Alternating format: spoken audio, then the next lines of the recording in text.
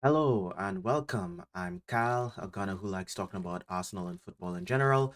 And today I just wanted to talk more about the Noni Madueke signing to Arsenal. And I've already had my rants, I'd have my discussions on, why did we make this signing? Why is it so expensive? I mean, we just found out that was, you know, like a 48 million pounds guaranteed with 4 million in bonuses, which is actually really expensive.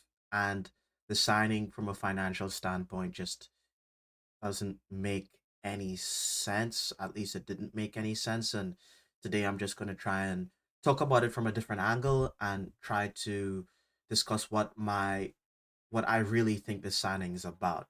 And before I get into it, can you please like the video to show support and help grow the channel? And if you want to see more, please consider subscribing. Anyway, uh, back to the matter of hand. The more I think about the Nani Madueke signing is the more I feel like it's less about Nani Madueke himself and more about what he means for the club. And just conspiracy theories aside, the whole unhealthy relationship that we have with Chelsea, the fact that both our owners are American, all that other stuff. I'm just gonna put that to the side for now and just talk about the football and why. And honestly, I feel this signing's my personal belief right now is that this signing is less about Nani Madueke and more about Bukayo Saka because and I need you to hear me out here. What does this have to do with Saka? He's just supposed to be backup and I that but let me just get into it. Essentially, I have a personal belief that Bukayo Saka is one of the main, if he's probably the main part of this team, and uh, like we saw what happened at the end of last season well, at the beginning of last season when he went out for a couple months. I think it was around 3 months. Our entire team fell to absolute pieces, and it's been like that for a while. He has been our most important player in the team, and when we lost him, it's it's kind of known that we've kind of seen what we play like without him. And I think the idea of getting a backup that can challenge him is almost pointless because of the way we play and because of Mikel Arteta. Mikel Arteta, rightly or wrongly, views Saka as like the most important piece in the squad. That's the reason why he would never get dropped, and that's the reason he keeps getting played over and over and over again, and why he's so reluctant to swap him out of games. And we saw why that's probably one of the reasons why he got that horrible hamstring injuries because of how much he's overplayed, and he is one of our main goal scoring threats. He is our entire offense in terms of creativity and everything flows through him on that right hand side. It's why we're so lopsided, and I believe that Mikel Arteta is kind of doubling down on that. He knows that he cannot get someone to replicate what Saka does in his system because Saka is the perfect Mikel Arteta player. He does everything that Arteta wants. So, and this is why, and because he views Saka like this, it's why, fans like myself and others, we say, why don't you sign Kudos? Why don't you sign Bakayoko? Why don't you sign these other guys? And these guys will be pushing for starts, and I don't think Mikel Arteta wants that. I think he doesn't want to upset Saka, and I think Noni Madueke is coming in as a relief guy for Saka. That's it, and you might go well a relief guy for Saka with the bonus of being able to play on the left hand side at sometimes, and I think that's his primary function in the team. I think Saka's minutes are going to be managed a lot better next season. I think Madueke is going to be coming on a lot more often to relieve him from the games. And I think the reason why he picked Madueke is because, first of all, they wanted the business done quickly. And all our other business has taken a while. It's been dramatic. And they just know that they have a good relationship with Chelsea and they can just get the business done fast and get it in a wage structure. Like they're probably gonna amortize the deal so it works out for them best. The wages probably worked as well. Whatever Madueke is on, he's not gonna be demanding a huge salary. He's also friends with Bukayo Saka.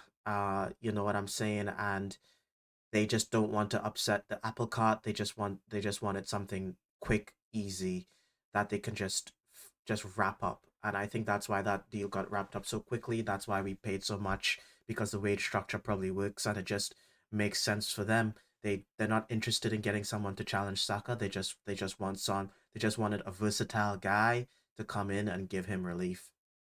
And we also need to remember that Saka's also has not extended his contract yet. And I wouldn't be surprised if getting proper backup for Saka is part of Saka's negotiations because he knows that he's being overplayed and he knows that with the amount of minutes that he's getting, he's potentially he could potentially like he could like ruin his career with a major injury if it continues. So I would not be surprised if this Madueke signing has a strong influence on Saka's contract and him renewing.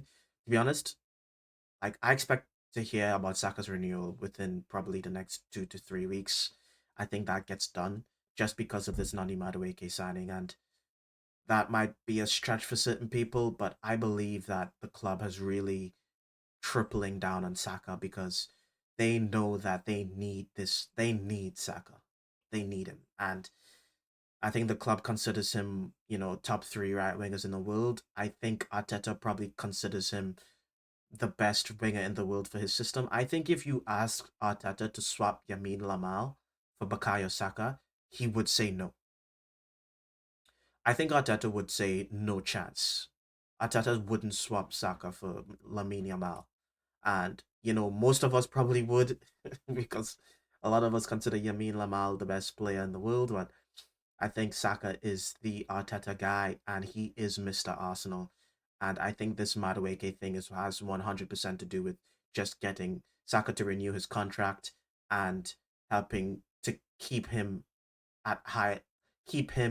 playing at a high level. And we also need to understand the amount of the type of system that Madueke plays. Madueke plays in a system where it's like high possession football, and Mikel Arteta can trust him to come in to see out games because he's just used to that. You know what I'm saying? So I think that's why it was signed. I think it just the higher ups, the board members or whoever's in charge, they like working with Chelsea. It helps with Saka, and it was just a good deal for them, and it's something that they could get done quickly.